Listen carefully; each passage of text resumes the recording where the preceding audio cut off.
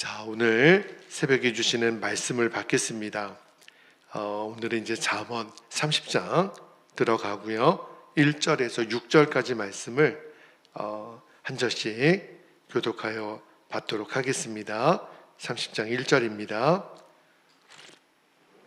이 말씀은 야게의 아들 아굴의 잠언이니 그가 이디엘 곧 이디엘과 우갈에게 이른 것이니라. 나는 다른 사람에게 비하면 짐승이라. 내게는 사람의 총명이 있지 아니하니라. 3절 나는 지혜를 배우지 못하였고 또 거룩하신 자를 아는 지식이 없거니와. 하늘에 올라갔다가 내려온 자가 누구인지, 바람을 그 장중에 모은 자가 누구인지, 물을 옷에 싼 자가 누구인지, 땅의 모든 끝을 정한 자가 누구인지, 그의 이름이 무엇인지, 그의 아들의 이름이 무엇인지 너는 아느냐. 5절 하나님의 말씀은 다 순전하며 하나님은 그를 의지하는 자의 방패시니라. 너는 그의 말씀에 더하지 말라. 그가 너를 책망하시겠고 너는 거짓말하는 자가 될까 두려우니라. 아멘. 하나님 말씀입니다. 자, 우리가 거의 1년이 되도록 잠언 말씀을 새벽에 이제 읽어왔는데, 이제 잠언의 대부분은 솔로몬이 전통적으로 이제 지었다고 보는데, 요 30장, 31장 표제에도 나와 있는 것처럼 저자가 아예 기록이 되어 있어요. 30장은 아굴이라고 하는 사람이 이렇게 지었다고 1절에 기록이 되어 있고, 31장은 르무엘 왕의 어머니가 아들에게 전하는 말씀으로 되어 있죠. 현숙한 여인은 어떤 사람인가? 31장 읽을 때 다시 한번 나누도록 하겠고요. 요 30장을 읽을 때 아굴이라는 사람이 기록한 잠언인데, 솔로몬의 잠언하고는 굉장히 좀 방식이 독특해요. 그러니까 아굴의 잠언은 하나님은 어떤 분이시고 또 사람은 어떤 존재이고 우리가 하나님 앞에 어떻게 서야 되는지 그런 구조로 되어 있습니다. 특별히 오늘 2절에서 6절까지 말씀해 보면 나를 낮추고 하나님을 높이고 하나님을 대하는 태도하고 말씀을 대하는 태도를 같이 봐요. 그래서 사람은 누구고 하나님의 말씀은 어떤 건지 그 질문에 대한 답으로 되어 있는데, 자, 오늘 먼저 주시는 첫 번째 말씀의 진리를 좀 나눌게요. 첫 번째는 진짜 지혜가 뭔가, 나의 한계를 인정하는 데서 시작이 되는 거예요. 다시 한번요. 참된 지혜는 나의 한계를 인정하는 데서 시작이 되는데, 자, 2절하고 3절에 보면 굉장히 아굴이 충격적인 고백을 하죠. 자, 2절 3절 한번 볼게요. 나는 다른 사람에게 비하면 뭐라고 그랬죠? 짐승이라. 내게는 사람의 총명이 있지 아니하니라. 나는 지혜를 배우지 못하였고 또 거룩하신 자를 아는 지식이 없거니와. 자, 요 2절 3절을 보면 두 가지 느낌이 들어요. 굉장히 겸손한 표현이네. 또 하나는 너무 자기를 비하한 거 아니야? 이런 느낌이 드는데, 근데 요 2절 3절의 고백은 어떤 겸손한 표현이라기보다는 하나님 앞에서 인간이라는 존재, 나라는 존재가 도대체 어떤 존재인가를 직면하는 말씀이에요. 왜 그러냐면 사람은 보통 본능적으로 자신을 원래 나보다 과대평가하는 경향이 있습니다. 은근히 내가 다른 사람보다 좀 더 알고 많이 경험한 척하는 사람들이 거의 대부분이에요. 그런데 아굴이 오늘 2절 3절에서 뭐라 그러냐면 아니라는 거예요. 다른 사람에 비하면 나는 거의 짐승과 같다. 그러니까 모르는 거죠. 나는 지식이 없다. 그러니까 이거는 굉장히 내 자신을 굉장히 직접적으로 묘사를 한 건데, 왜 그러냐면 이 말씀이 중요한 의미는 하나님이 지혜로운 자에게 말씀을 주시는데, 지혜로운 자가 누구냐면 내가 얼마나 연약하고 모르고 부족한 존재인지를 아는 사람에게 하나님이 지혜를 주신다는 거예요. 여기 순전하다라는 표현, 제가 예를 하나 좀 들어볼게요. 어느 신학교에서 교수님이 이렇게 이제 수업을 하면은 꼭 이렇게 잘난 척하는 학생이 한 명 있었어요. 그러니까 이런 거죠.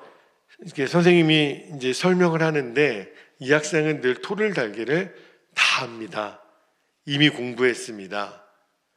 그렇게 이야기를 하니까 교수님이 이제 가르칠 맛이 안 나는 거예요. 그래서 하루는 학생이 이제 교수 연구실에 와서 이제 교수님이 이렇게 차를 따라주는데 이렇게 이제 컵을 이렇게 저처럼 받쳐들고 있는데 이게 물을 따르는데 가득 찼는데 넘치도록 교수님이 계속 따르는 거예요.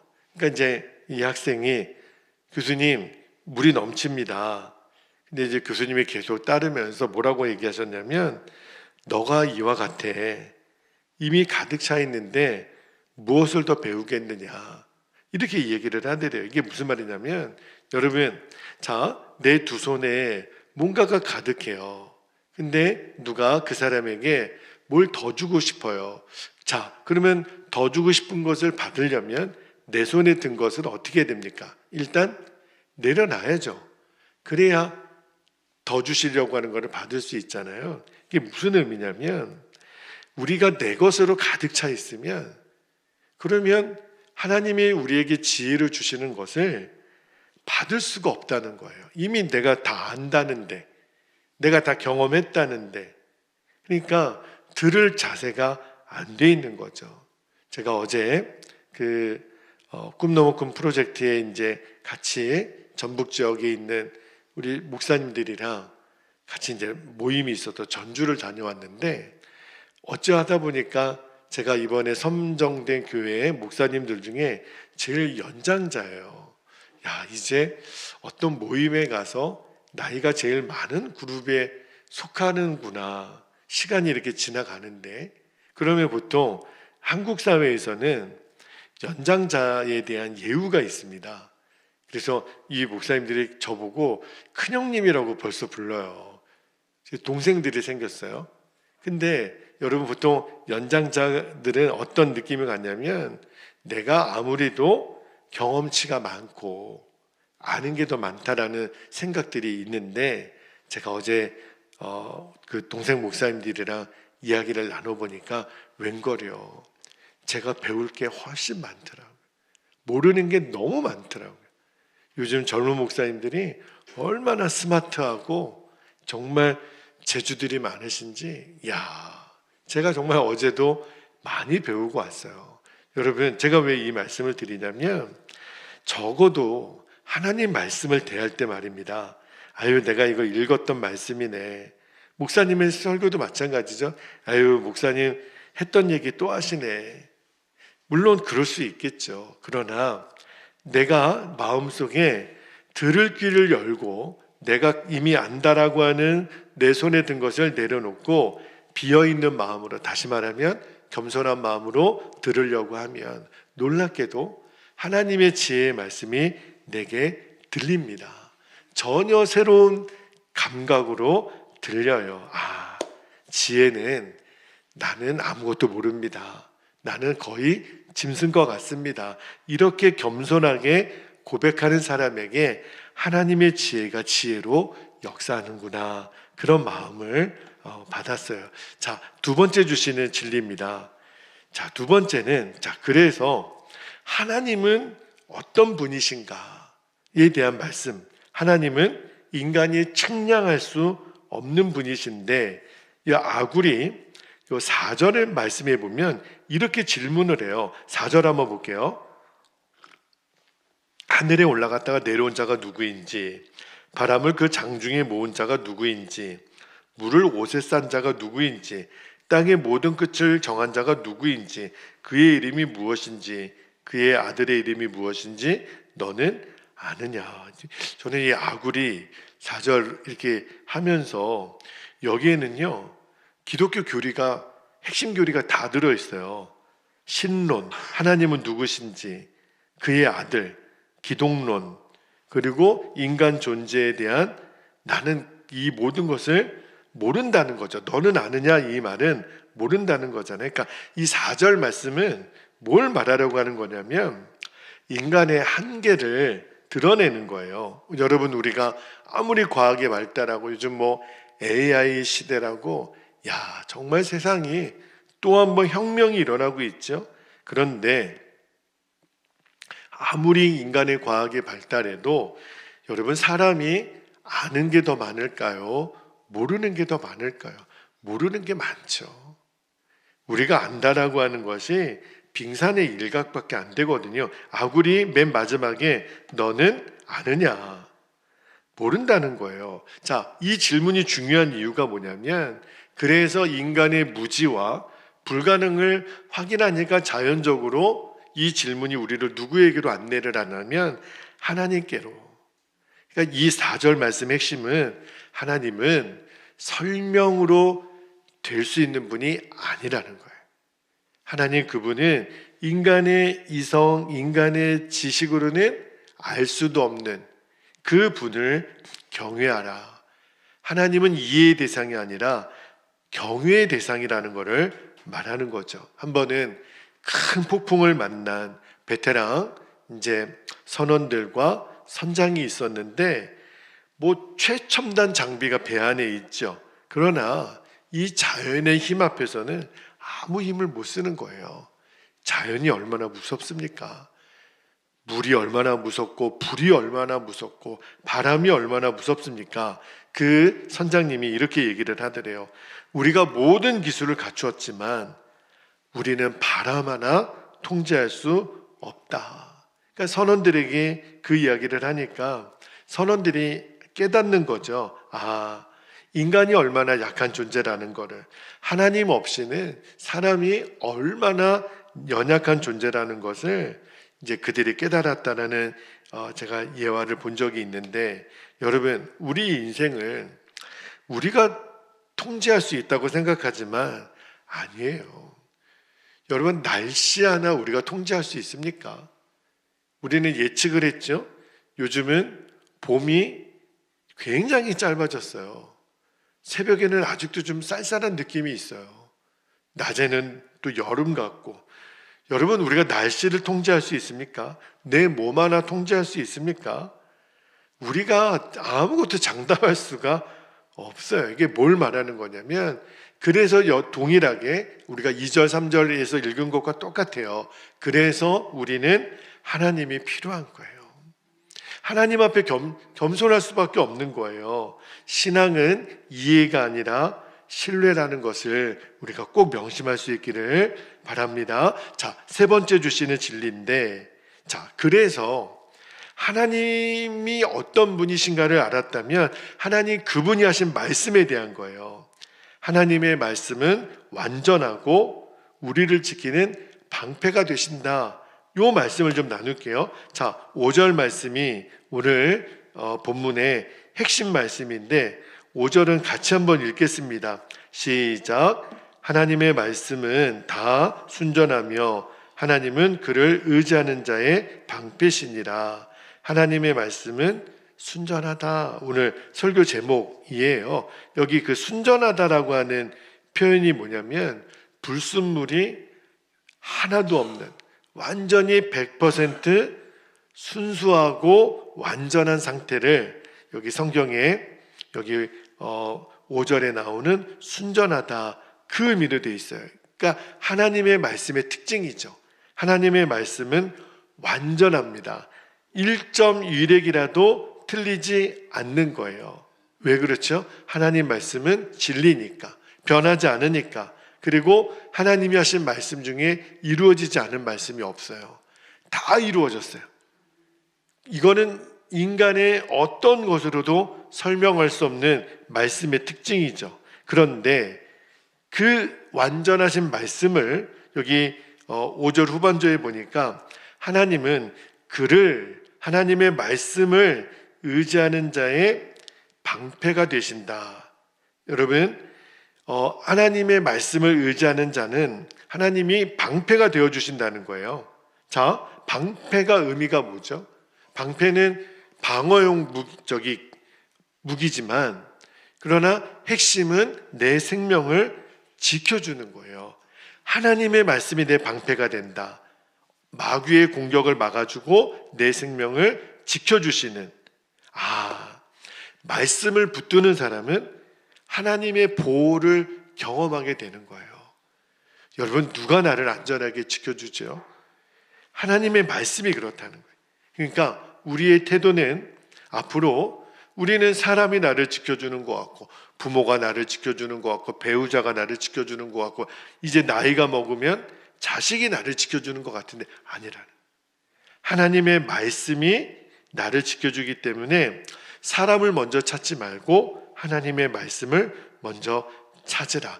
그러니까 말씀을 경외함으로 읽으라, 이 말은 그냥 문자적으로 읽는 게 아니라 말씀을 읽는 순간에 이 말씀이 나를 지켜주는 거구나. 말씀을 듣는 게 아니에요. 말씀을 읽는 게 아니라 말씀을 경외함으로, 결국은 하나님의 말씀이 나를 지켜주는 것을 믿는 것, 그게 하나님을 의지하고 말씀을 경외함으로 읽는 사람의 태도라는 것, 우리가 잊지 않기를 바라고 한 가지만 더 나눌게요. 자, 네 번째 주시는 말씀의 진리는 이러한 진리의 말씀에 더하지도 말고 빼하지도 말라는 말씀을 좀 나눌게요. 자, 6절 말씀도 한번 볼게요. 6절에 보면 너는 그의 말씀에 뭐 하지 말라고요? 더하지 말라. 그가 너를 책망하시겠고 너는 거짓말하는 자가 될까 두려우니라. 이 6절 말씀을 읽다가 제가 떠오른 게 뭐냐면 이단들이에요. 여러분, 이단이라고 하는 단어의 한자 뜻이 뭐냐면 그 이자는 달을 이예요. 단자는 무슨 단자일까요? 끝단자입니다. 그러니까 뭐냐면 이단들은 원래 있는 말씀에 끝에 가서 뭔가 교묘하게 자기의 것을 붙이는 거예요. 이단이 여기서 나오는 거구나.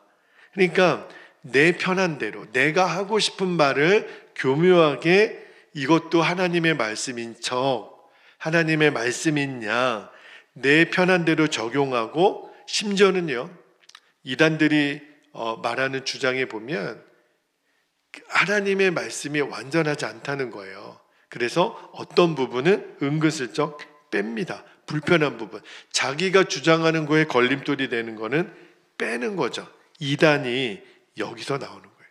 내 편한 대로 하나님의 말씀을 더할 수도 있고 뺄 수도 있는, 이게 무서운 이단입니다. 자, 오늘 말씀에 더하지 말라. 왜 그럴까요?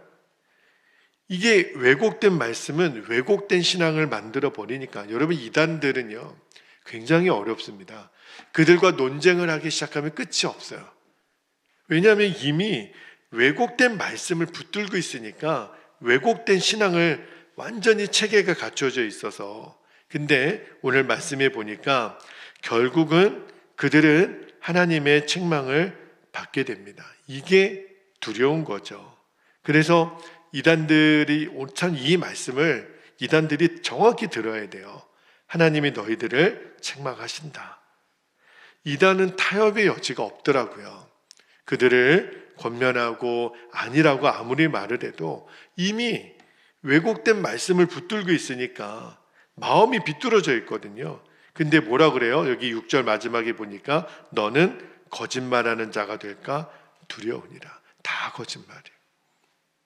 그러니까 이단은 우리가 가까이 할 수가 없는 거죠. 그죠?